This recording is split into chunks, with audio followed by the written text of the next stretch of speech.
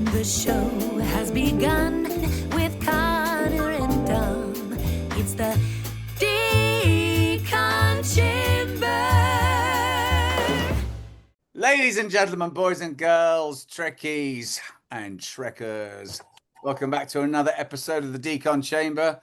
I am your co-host, Dominic Keating, joined as always with my other fellow co-host and my bestie, Mr. Connor Trinneer in the house.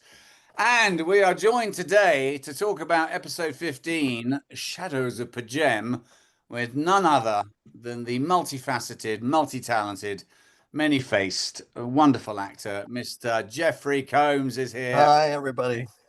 Good to Thank see you you. for joining Glad I'm us, here Jeff. finally.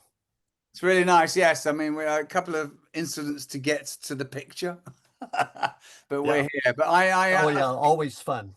I Always utterly fun. concur, mate. And it's the technological world these days is it's fast leaving us behind.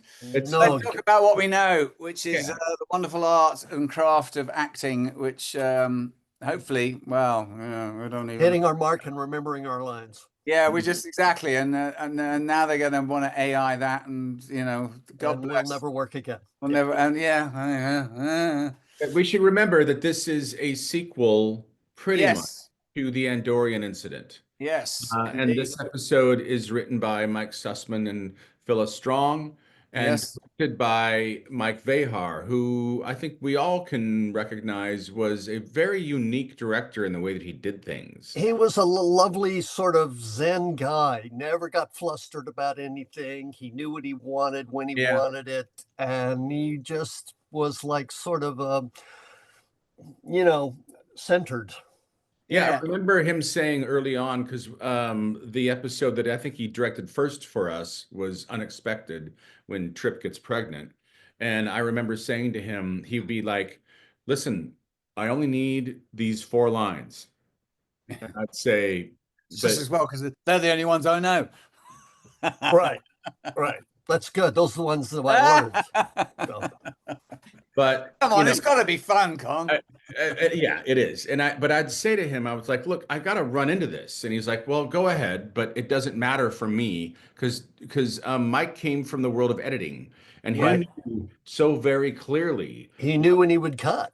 He knew what he would cut, and he also very smartly cut and shot his shows. I'll rephrase this. He shot his shows to be cut the way he wanted them to be made. Exactly. Keen, because there was no other extraneous shots that they could use in the edit suite and make something different. Yeah, that was an Alfred Hitchcock move. Yeah, absolutely. Alfred Hitchcock learned right away. Wait a minute, they recut my movie. Right. And it's not what I had in mind, and so he just said, "Okay, from now on, I'll just shoot what I know I'm going to use." To see. Yeah. So even if they take it from me, they have no choice. Jeff, had you shot with Mike Vehar before? Oh yes, on Deep Space Nine, he did quite a number of episodes. In that initial scene in the intro, when the Vulcans are talking to the humans, it just felt a little clunky to me. Captain Gardner would have made a far more suitable commanding officer. The Vulcan consulate doesn't make command assignments here. And I think that there was an opportunity at some point that I don't really feel, at least for our show, ever had, which was to really dive into Vulcan culture, specifically. Well, I think, of course, they did that in the original series to a good degree with Spock and having to go home, and they kind of filled it out. But what I loved about this was there's this kind of reverie for how superior the Vulcans were, that they never had, that they just dealt with logic, and they never had any ulterior motives. And here you've got Brannon and Rick Berman sort of saying, now wait, hold on, maybe the Vulcans are just as guilty as everybody else by rationalizing what they really want, and cloaking it And they're just as Looking at it. corrupt as everybody else. Oh, Yeah, you know, exactly. this is our sanctuary and our monastery where we pray. Yeah. Yeah, not so much, right? Yeah, not so much. The almighty Serac is just a cloak for It's a cover. Pajem was one of our most revered sanctuaries. You were using the monastery as a surveillance station. Yeah, I it's a love the fact cover. you talked when we first did. You were not our first, but second interview in our past iteration, and you likened the Andorians with the Vulcans' relationship like Northern Ireland, and I thought that was a very clever piece of Well, not necessarily backstory Northern acting. Ireland, just like Ireland wanting Just like their Ireland in general, independence, yeah. and the Brits, you Yeah. know, taking it over and treating them like second-class people Yeah. and denigrating them, and you know that builds up after a while, and you get Yeah. a little. And giving this whole sort of false storyline that, there was this famine that was just naturally created. Yeah. Right. Was not the truth. Or was not the truth. And that sort of feeds into why Shran can't trust anybody, because how many times have they been burned by the Vulcans? Right. And here the Federation or the Enterprise crew, they have a Vulcan. They Yeah. have a Yeah. Vulcan on. Yeah. This is a problem for us. Yeah. Yeah. You're in cahoots with our deepest enemy. Obviously, you're allied with our enemy. So Yeah.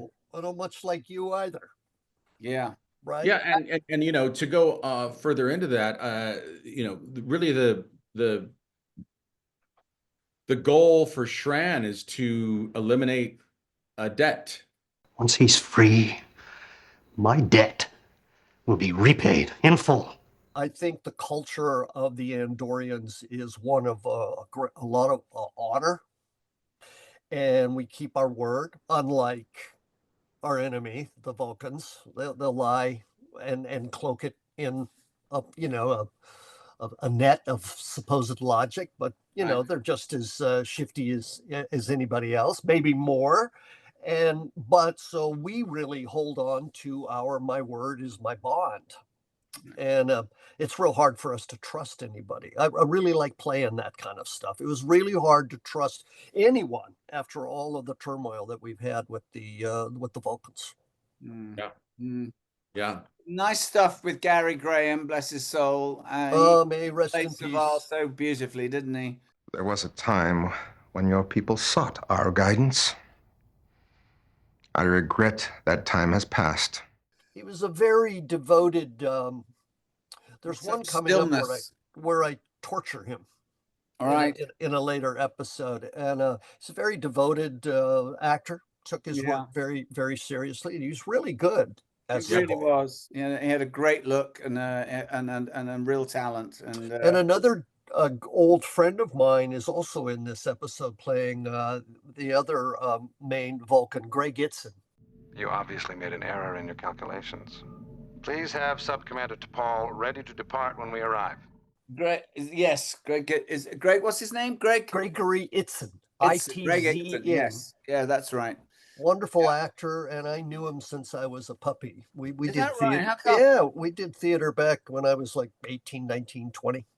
We were in the same theater company. Remind me where you grew up, because I know we've crossed this before. I grew up on the Central Coast That's of right. California, about an hour above Santa Barbara. Right, right. And in Santa Maria, which was not, I grew up in Lompoc, so Santa Maria is 20 miles away. Lompoc. Oh, right. And it had a beautiful theater program on Right. the campus of a small college that was sort of a mecca for West Coast. Actually, actors from across the country would come there in the summertime. And spectacular. Bob Blackman did a lot of the wardrobe. Did he really? Oh, yes. How about that? Bob Yes, Blackman he was our did. costume designer. Yeah, Absolutely. Yeah. Of all the shows. This was a tryout place, was it? That people would come and. Oh, it was more than a tryout. It was really kind of a hybrid. Yes, it was on the campus of a college, but the theater department was run by this visionary guy named Donovan Marley. He loved theater, and it was really where my whatever medal I have was tempered. I mean, there were yes, students, but also working actors that came for the summer on artist in residence contracts, and a lot of Great. people from ACT came down from all over the country, really. What was it called again? Because I know it. What's it called again? It was PCPA, which stands for Pacific Coast Pacific Players. Conservatory of the Performing Arts. Yeah. Is it still in existence? It's still... It is, Yeah. and they have a sister theater in Solvang. Oh, wow. So, And yeah. the one in Santa Maria is indoor, and the one in Solvang is outdoor, but they have the same dimensions. Right. So you can take a set and take it down there and do it. Oh, great. Bus and Is truck. it in the round, or is it a preceding? Thrust stage. Right, a thrust. Right, lovely. I love Thrust. I'd like to go up and see something at Solvang. I've never been to Solvang. Well, you haven't. That would be a lovely thing to do. Well, it's a bit of a kind of odd place. It's Danish, right? No, it's is it Danish or Austrian? It's Danish. Danish. It's Danish. Yeah, it's Solvang. Solvang. So there must have been some immigration by Swedes there at some Yeah, point. absolutely. But it's warm there. It's hot. So it's kind Right. of this weird mix of like maybe Sweden not so much. Sauna Sweden, seen as It's Sweden kind of a little sauna. tourist town. It's Yeah. a tourist town. It is now, isn't it? A lot of potters and artists and the like. Yeah. Let's get back to our little episode. So, so before we know it, the Cardinites have got a rebel force trying to, overthrow the, I guess, government that's trying to sort of keep them in some sort We of... got a civil war going there. You might have told us about your little war before you invited us down. We're not at war, Commander. This is an isolated incident. And before we know it, the Captain Archer and T'Pol are held rebel in the rebel hideout, and they're bound together, trust in a tryst. Houdini could get out of this. Perhaps you should invite him on your next mission. I think this was in a day when they thought that they were going to maybe put these two together in some sort of, kind of getting them to know each other a little in trouble together, and they'll get out. Quite of amusing, I have to say. Can you wriggle round and... If we can turn around, face each other. You might be able to untie these knots. The little move that T'Pol makes around him. Well, I can have it. Yeah. Oh yes. I remember that now. The image comes to me. Yeah. And they played it very well, I have to say. I mean, Jo was, I'd have to say, I mean, we say it a few times. She comes out of these episodes looking like gold dust most of the time. She's, she held the screen just. Yes, she did. She's very photogenic, and she had the bravery of just like, I don't have to really do anything. No, it's the bravery of stillness, isn't it? It is the bravery of which I'm a coward of. Yes, I was advised early on, as in my acting, journey, by a chap at the school I was at. He said, just be still on stage. You don't have to be moving all the time. Stillness is powerful. It is powerful. They will watch you. Yeah. And you have to have the bravery to know that your stillness is something they want to look at. And that's right. Yeah. Not all of us are born with that innate no pride in our You're absolutely stillness. right. It's something that's learned with experience. Yeah. I mean, Jack Lemmon, God bless, never stayed still for a second. Do less. I was in early on drama school at the National Theater Institute, and in all honesty, I had a very small part in one of the scenes where I had 2 lines. Didn't read the play, didn't know what the F was going on, but I decided I was just going to stare at everyone when they spoke. That was all I was going to do. By the time that scene was over, everybody was like, I get that. I'm not sure what you were doing, but what you were doing was captivating because there was something going on. Right. Well, anything. I was just standing there. What did we call that back in the day? Talking and listening. Yeah. Acting is talking and listening. It is, yeah. So you were actively listening. Yeah, reactively listening. Yeah. Mm-hmm. Yeah. And then that hopefully spawns what, spurs what you're going to say next. And exactly. You know, you can always tell the actor that just goes, "Oh, it's my turn to talk now." You say shit, then it's my line. Yeah. Blah blah blah blah blah, and then my line. Yeah. and my line. So they're in the tryst, and they're being held captive. We should mention Jeff Kober, lovely actor who's been around town forever and a day. We're here at the invitation of your chancellor. He's not my chancellor. That government is kept in power by the Vulcans. Finally, I got him to work. Have you worked with Jeff Kober before? You must have come across Jeffrey. What did he do? What is Jeffrey? He was the chief rebel of the Card Knights. Oh yeah, right. Yeah, I worked with him first. My first job was a Buffy, and he was the chief vampire that episode, and I was his watcher. Pills! They're right in front of you. Where? Here. I can't see, can't reach it. And in an idle moment, I turned away, and he got me good, and then he turned me into a vampire. And we chased her around Glendale for a couple of. And your life changed forever. And changed forever. And then I've come across him over the years, you know, on other shows, and we did Sons of Anarchy together. We did a read-through recently for a friend of mine who's got a Second World War movie, and Jeff was at the read-through. I hadn't seen him in years.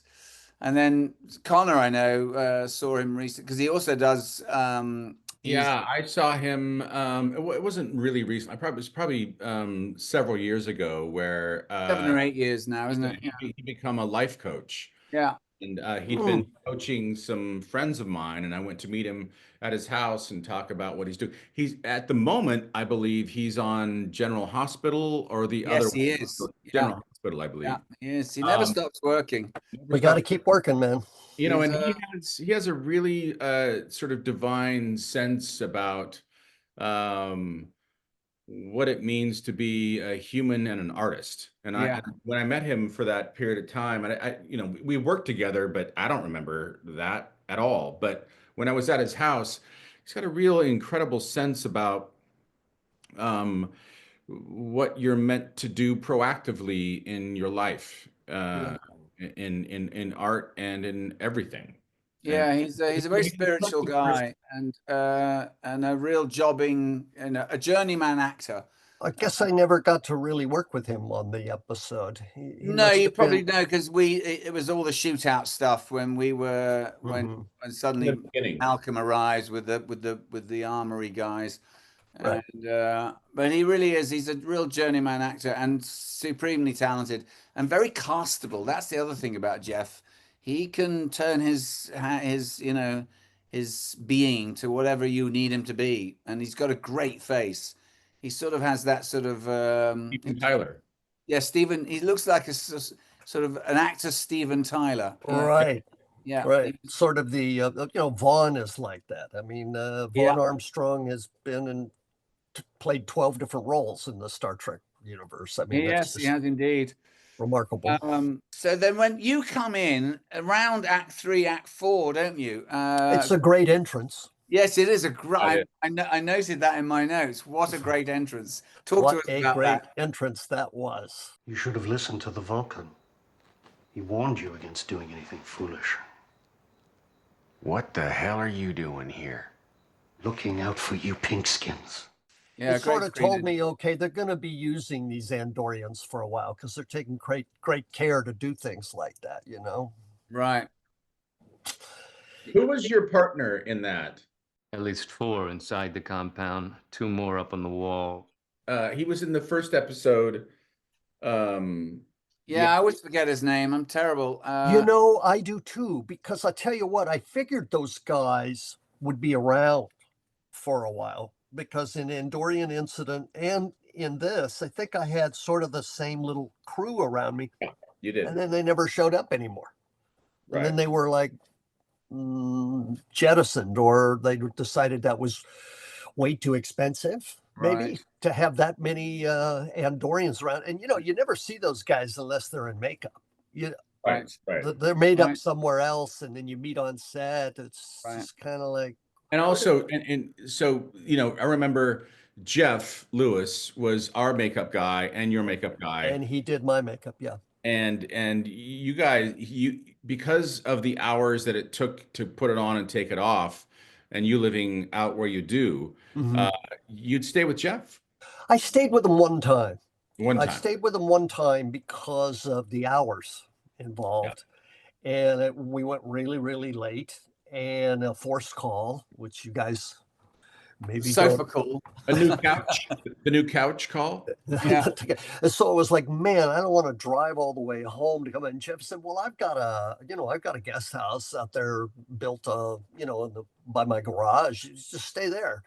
So I did, and then we had a quick breakfast, and very sweet of him. He's a nice man. Is he in guy. LA again now, Con? I think he is. He reached out to me a few months ago, and I don't know what happened. He goes back and forth between St. Louis and Los Angeles, and I have contact with Jeff. I have his phone number, but Yeah. he was really terrific. You know, the story that they told me was Mike Westmore came to Jeff Lewis and to Brad Look and said, okay, we're going to have a little contest here. Both of you come up with a design for the Andorian makeup, and whoever I pick gets to do the makeup. You're kidding. So had the Andorians ever been photographed before in any Star Trek show? Oh, sure. Absolutely. They were in the original series. They were, weren't they? They were really clunky. They were sort of shady. In like one episode, maybe two, they were shady kind of diplomats. The makeup they didn't have the dreadful. No, the makeup were the antenna were really, really fat. Mike Westmore told me they were made out of clay, if you can imagine. So and they then, just stuck up. Just didn't move. And farther back on the head, and really like albino beetle wigs, bad albino beetle wigs. You know, they look like synthetic, terrible wigs. So that's how they started. And then they were kind of always in the background as sort of diplomats in some of the movies. They're on a council and, that kind of thing. But they were never central to any of the storylines, particularly for many episodes. They were a species that were, in the Star Trek cosmos. They also were one of the species that started that were one of the charter members of the Federation. And yet they were never. So when they said, would you play this role, told me it was an Andorian, I realized the opportunity there of like, we're going to explore a species that has not been explored. That's really, I want to be on the ground floor of that. That's cool. Were you always offered these jobs, Jeff, or did you ever have to go and read? No, but yes, the first, I don't know if you guys know, but I had a cattle call for the cast of Next Generation, like every actor in the world. I think my audition lasted 15 seconds. They were just, I think it was like one of those SAG-AFTRA cattle calls where you got to call every actor in, just like to that give them a chance. Photo standing outside, So I never worked on Next Gen. And then when Deep Space Nine came along, I think I auditioned a couple of times before and didn't get it. These are for series reg parts, you think? No, they were for, supporting guest stars, guest star roles. And then finally I got one on my third try. I got cast, and it was a wonder. I never played that alien again. What I want is not in your catalog. But it got me in there, and Rene Auberjonois was getting ready to direct a Ferengi episode. So he urged the producers to cast me, and so thank God he did. I played Brunt. She's charged with earning profit. Earning profit? Our Moogie? And then I remember Ira Stephen Bear, after I'd done Brunt maybe 4 or 5 times, he approached me on set. in my full thing. He said, we want to have you come back and play something where we see your face. I remember that's what he said. And that's how Weyoun happened. They just offered me that. We are very much alike. No. That's one of your favorite roles, isn't it, Weyoun?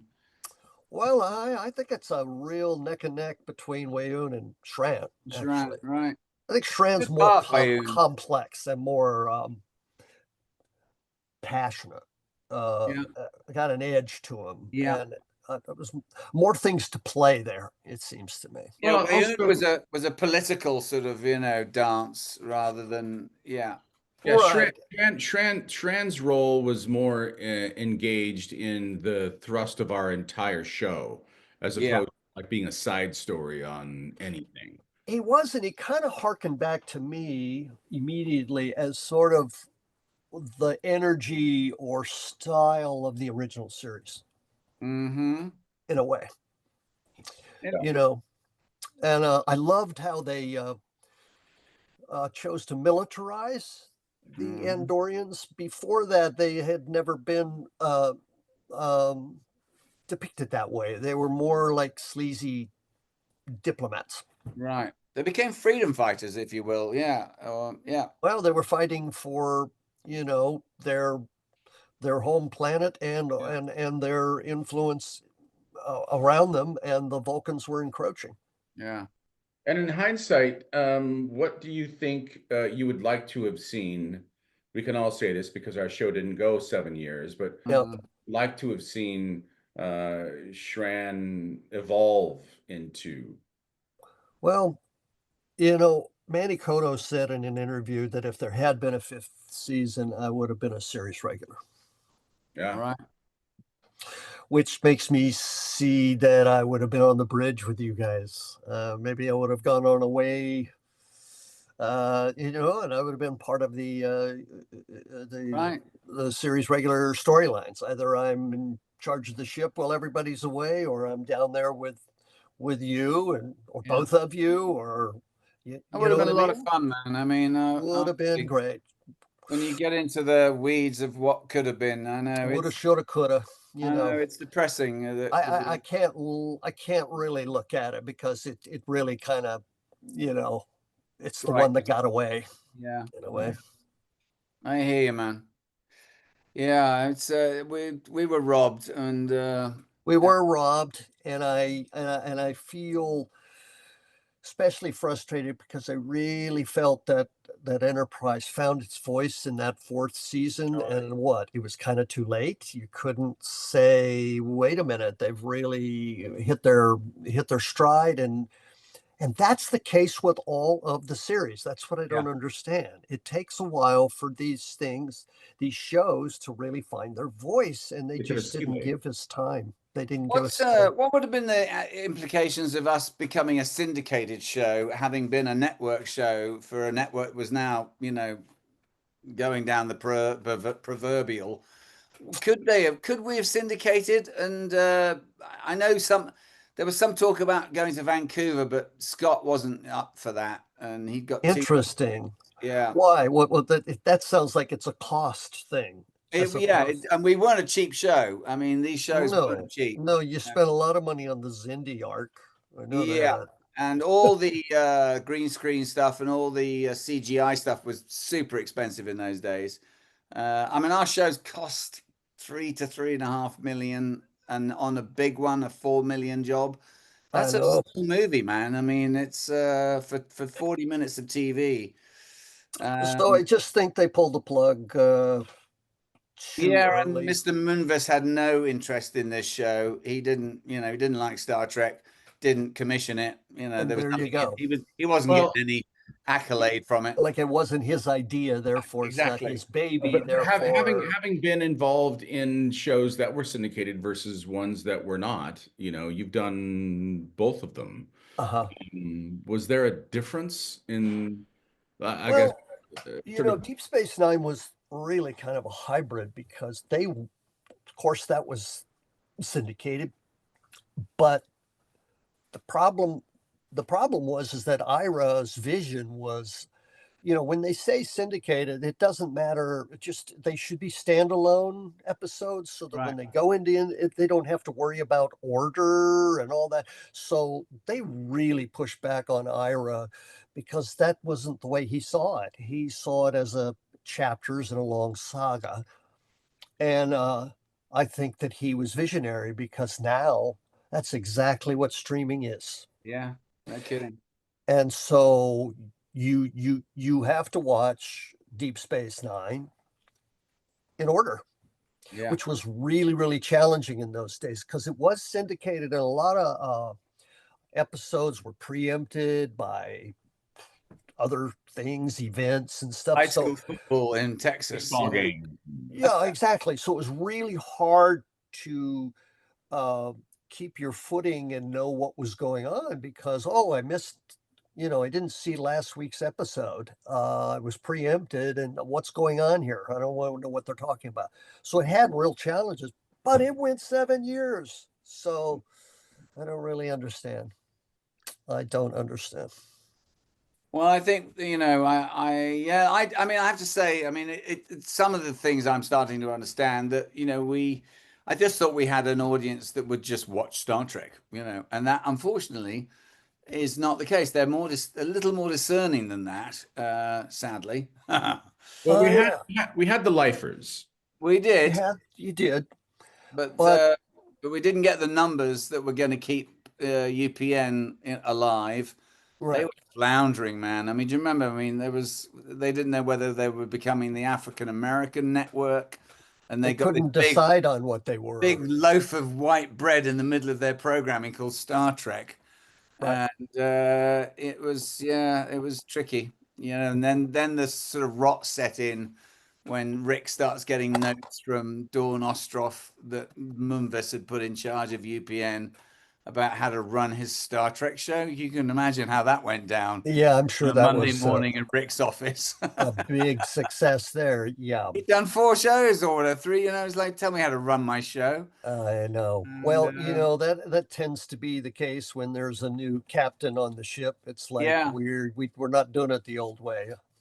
Well, I just went to see the Superman movie, and apparently Henry Cavill got completely gypped. They put this, I forget the lad's name. He's very good as the new Superman, but James Gunn, who got brought on board, obviously he wasn't I'm not using an inherited Superman. I want my Superman. He looks just the same. And it literally, I mean, I swear to God. Well, I don't get all this rebooting, and it's like, don't we know this story already? Why Spider-Man's the same, Batman? It's like, why are we? I don't know, mate. Regurgitating the same. I'll tell you why. I'll tell you why, and specifically for making money, hero and comics, is because it's been established forever that you would have. Batman's a great example. You would have a particular artist and a writer do Batman, and then someone else would come in, and their version of that would be different. So it's an acceptable notion that you give, you do other iterations of the same stories done with a different style. Yeah, but my theory is also they're safe. Oh, yeah, it's a known commodity. But like, absolutely, we don't have to be creative. All we have to do is ride the gravy train of a known entity, and we'll make money. Yeah, that's true. But again, like, say when Frank Miller came in and changed Batman, that was a very different style, art, and everything. So that, yes, I mean, it goes very easily into the avenue of what Hollywood likes to do, which is just, slap another label on it and call it the same goddamn thing. Right. Comics specifically have that luxury. Yes, they do. On the page, and I guess on film or on digital, or it's not called film anymore. Can't say that anymore. Well, almost. I mean, film. Star Trek is a similar animal. I mean, and it's I think it's a forever thing now. I think they just released the new images from the new show, the Starfleet Academy show, and Giamatti looks great. I gotta say, I just want to, I just look at that and I go, well, what are we doing here? Oh my God, we're in the Academy and I lost my homework. I mean, what are the episodes going to be about?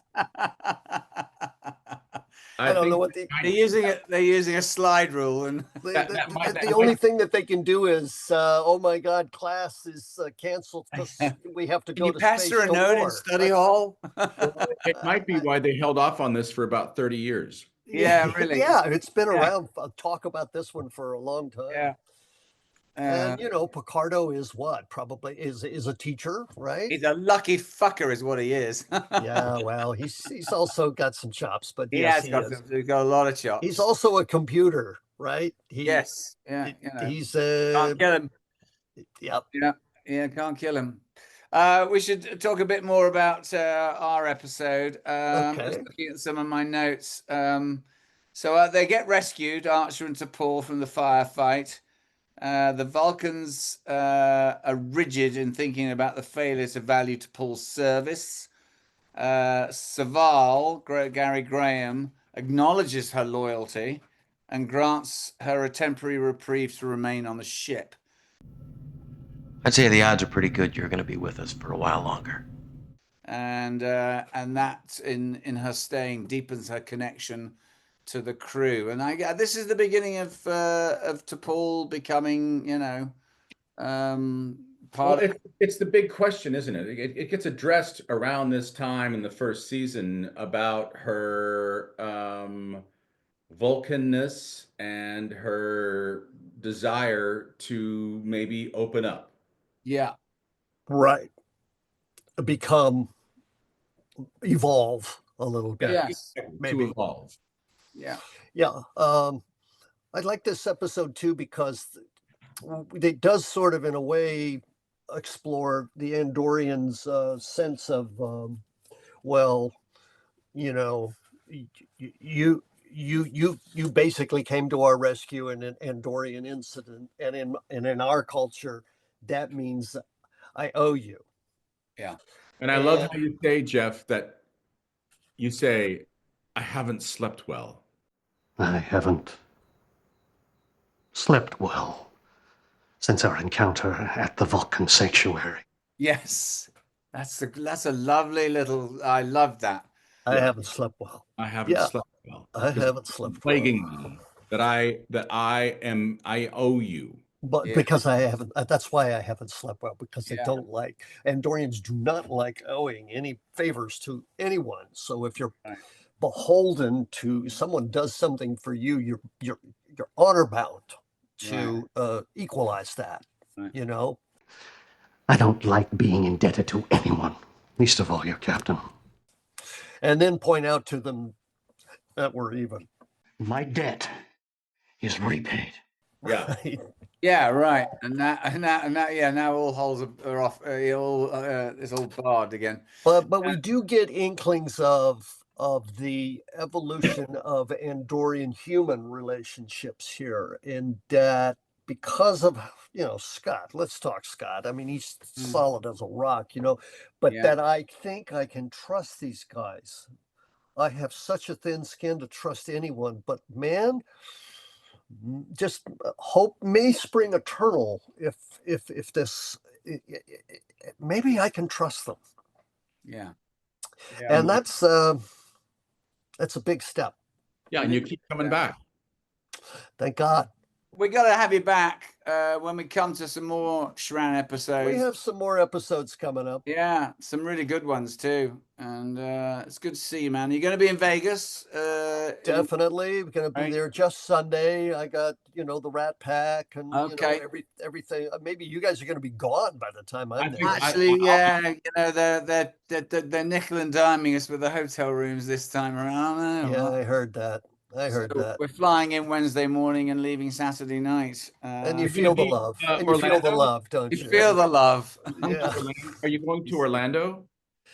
I'm going to Orlando. You guys are going to be there? Yeah. You're going to be there? Yeah. Okay, good. Good. Once again, I fly in on a Friday and we do our show Saturday and our day, and then Sunday I fly away. So, Well, we just sit down and whore ourselves for 3 or 4 days and then go well, home. I'll come find you.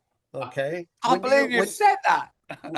When do you guys leave Vegas? I see it as a public service. Yeah. When do you guys leave Vegas? When So do you- are I'm going Saturday night, I think. Yeah, Saturday night. I arrive Saturday night, so there you go. We'll miss each other. Oh well. All right. Well, we'll I've tag enjoyed team. watching the Rat Pack. I've been 3 years running now, and you guys are just great. And amazing.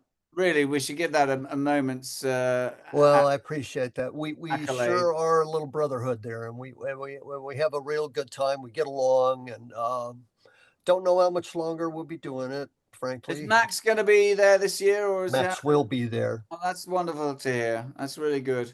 Yeah, we're very, looking very forward. good. And he'll be in Orlando. Apparently, he's still great. seeing if he can, be up for it. But that's the plan.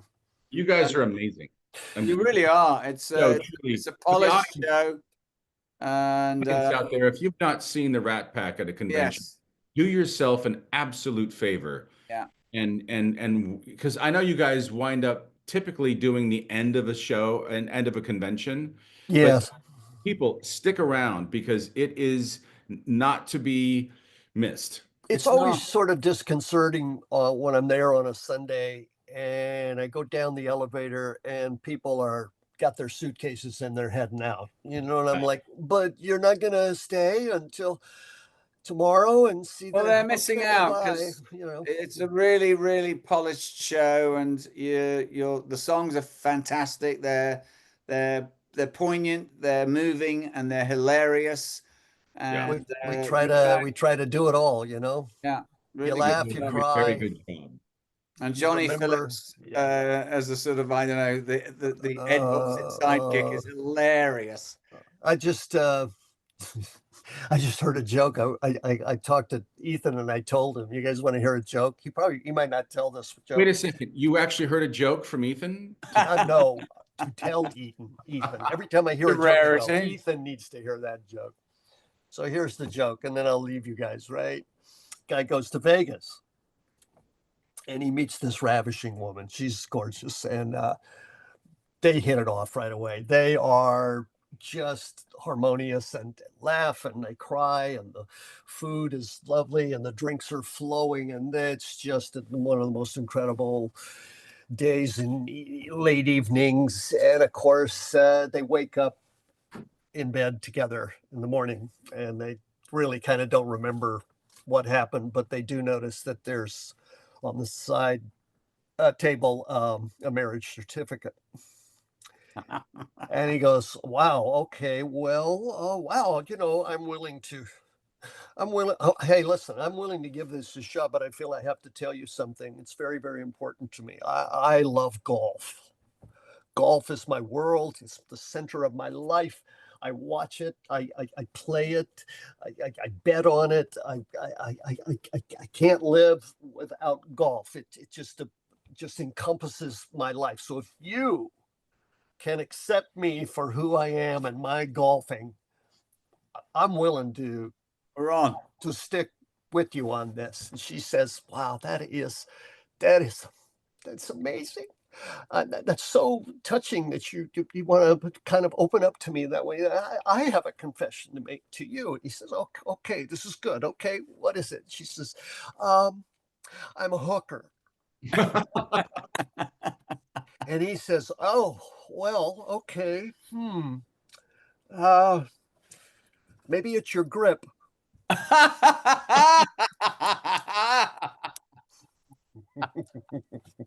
Oh my God. And ladies and gentlemen, Jeffrey Combs. Jeffrey Combs. But I tell you, maybe it's your grip. Maybe it's your grip. You're over swinging. Yeah, right. That's a good one. It's good to see you, Jeff. We'll see you guys. We'll see you to wave goodbye in Vegas. And all right. I'll take over. It's a handoff. You hand me the baton, I'll take over. You guys set them up. I'll knock them down. Bless you for doing the show, man. I love you two guys. Love you, man. All right. See Bye. you. Bye.